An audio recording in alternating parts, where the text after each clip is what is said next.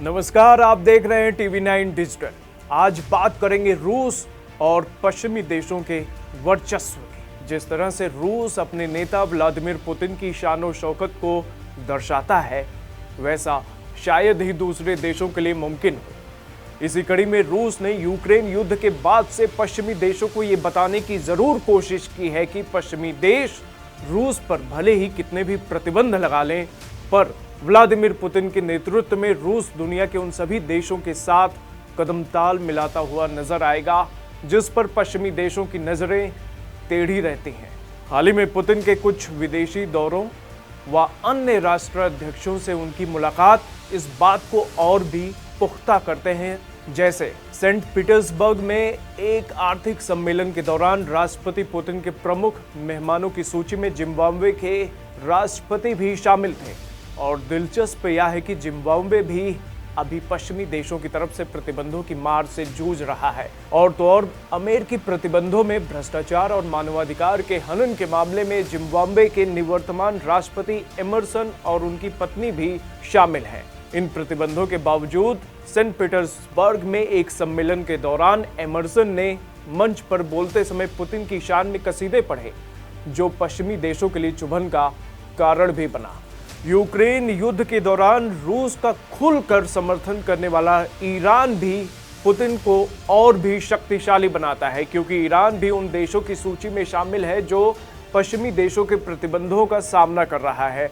और तो और ईरान रूस को ड्रोन भी सप्लाई कर रहा है। दरअसल अमेरिका मानता है कि ईरान उसके लिए खतरा है।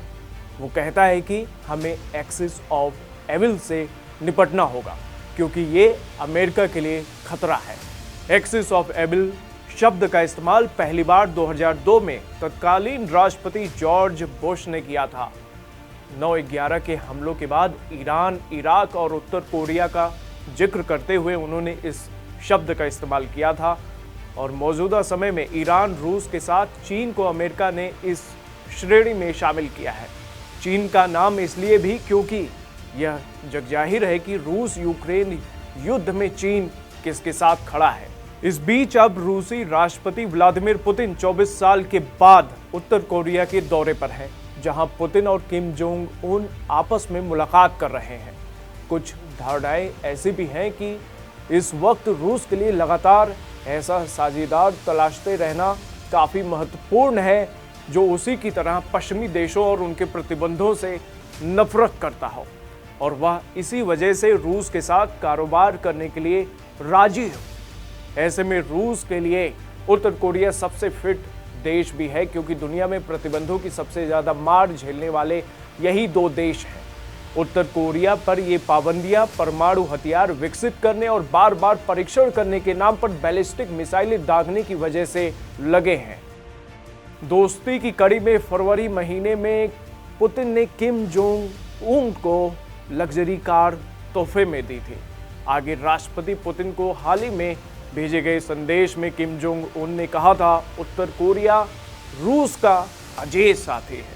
लेकिन यह भी हो सकता है कि दोनों देशों का नजदीक आना महज कारोबारी हो। सपाट लफ्जों में कहें तो दुनिया से अलग थलग पड़ चुके रूस के लिए आज उत्तर कोरिया की अहमियत काफी बढ़ गई है।